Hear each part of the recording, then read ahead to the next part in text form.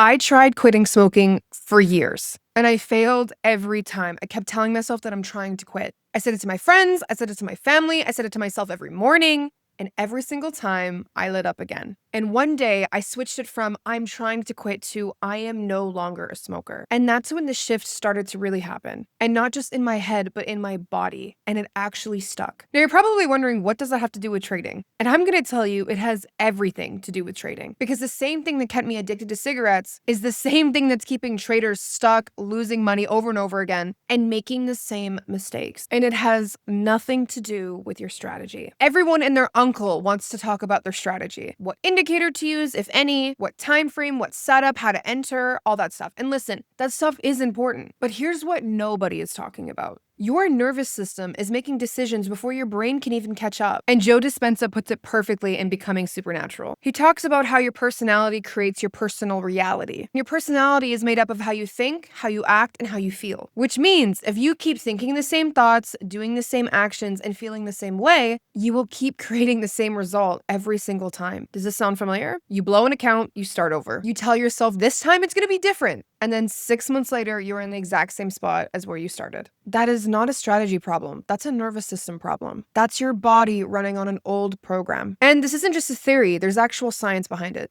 Dr. John Coates, a former Goldman Sachs trader, who later became a neuroscientist at Cambridge University, spent years studying what stress hormones actually do to traders in real time. And this is what he found out. When traders were under chronic stress, their cortisol levels spiked, and their willingness to take calculated risks dropped by 44%. That's nearly half. So you could have the best setup of the year right in front of you, and you would be less inclined to take it. Your body would literally talk you out of doing it. Not because the trade was wrong, but because you were living in survival mode. And it works the other way around too. On the days traders were winning, their testosterone levels spiked. This created a confidence boost that actually carried into the next trade. Your body is literally keeping score. It's tracking every win and every loss and adjusting your chemistry accordingly. This is why two traders can take the exact same trade with the exact same strategy and one person will crush it while the other one bleeds out slowly. The difference isn't the charts, it's what's happening to you while you're reading them. Now here's where we're gonna get really deep and I want you to sit with this part. Every morning you wake up and your brain fires through the same thoughts. This obviously triggers the same feelings that you had before, which in turn pushes you to take the exact same actions. You can take your timeline from yesterday and drop it into tomorrow and it'll look almost identical. It's because you were running on autopilot. Now let's apply this to trading. Let's say you had a bad loss 6 months ago and you blew your account.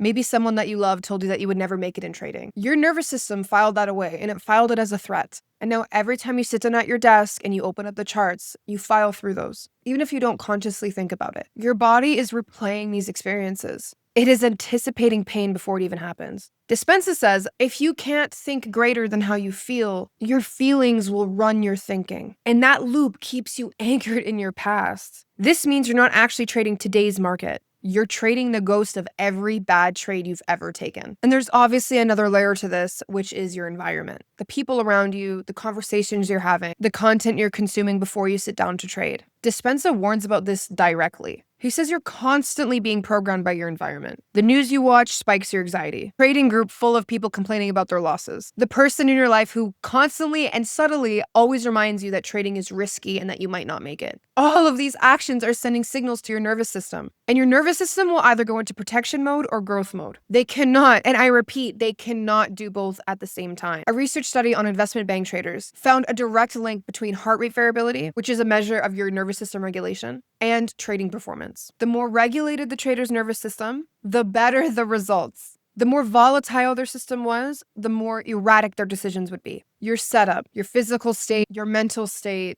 who you talk to before opening up your laptop is either setting you up to win or setting you up to fail, all before the candles even start to print. And here's where we come back to the cigarette story, because this is the actual solution. I'm trying to quit is a battle. It means part of you still identifies as a smoker. Your nervous system is in conflict. And conflict is exhausting. You will eventually give in to whatever side has the most emotional weight behind it. I'm not a smoker ends the war. Because now there is no enemy. You're no longer fighting a craving. You are just living like who you already are. Dispenza calls this breaking the habit of being yourself. And this is exactly what profitable traders do. Stop saying, I'm trying not to revenge trade anymore, and start saying, I'm a trader who doesn't revenge trade. Stop saying, I need to be more disciplined, or I'm trying to be more disciplined, and start saying, I'm a disciplined trader. I'm working on being more consistent. I am a consistent person. This isn't fake positivity. This is identity level reprogramming. Your nervous system responds to identity far more powerfully than it responds to willpower. Willpower runs out.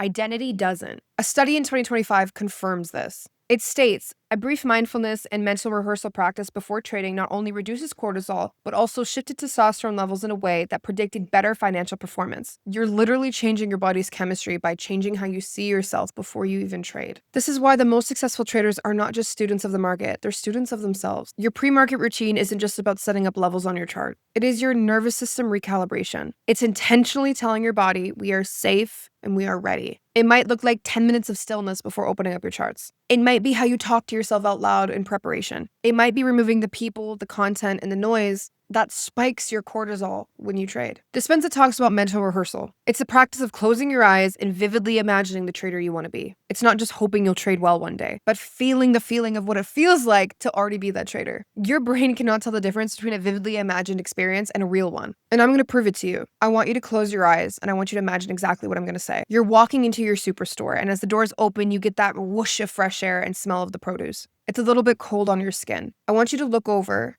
and try to find the lemons. You're going to see them across the way. You're going to walk over to them and you're going to pick one up. I want you to look and feel it in your hand. I want you to move your thumb along the lemon and you're going to feel each ridge and all the little indents that it has and give it a quick squeeze. It feels firm, but you can feel the tenderness inside. You're going to look behind you and you're going to see a cutting board there. I want you to put the lemon on the cutting board and pick up the knife beside. Feel the weight of the knife in your hand, the smoothness of the handle. I want you to start cutting the lemon, and as you cut, hear the sound of the knife hitting the cutting board. Now I want you to pick up the lemon and smell the citrus. Your mouth starts to water a little bit, right? Obviously, the more detailed and the more vivid the experience is, the deeper you would be into the experience. But now seeing a glance at what we just experienced, this means you can literally rehearse being a regulated, disciplined, profitable trader. If you do that before every session, you will show up as that person. So here's what I want you to do before your next trading session. I want you to identify one sentence that you keep telling yourself that is keeping you stuck in the past. Maybe it's, I always mess up on the big trades. Maybe it's, I'm not good enough at holding winners. Whatever it is, write it down. And then I want you to rewrite your identity. No, I'm trying to, or I'm working on, write who you are as a trader. I want you to drop it in the comments because I want you to say it publicly. Because the moment you say it out loud to other people, your nervous system actually starts taking it seriously. This is why accountability is so important. Your strategy can be perfect. Your setup can be textbook. But if your body is running on an old program, one built from past losses and pain, other people's doubts in your head, and a past version of you, it will find ways to protect you from success that it doesn't recognize yet. The markets don't have to change, the charts do not have to change, but you do. So remember, you're savage, not average, and I'll see you guys on the next video.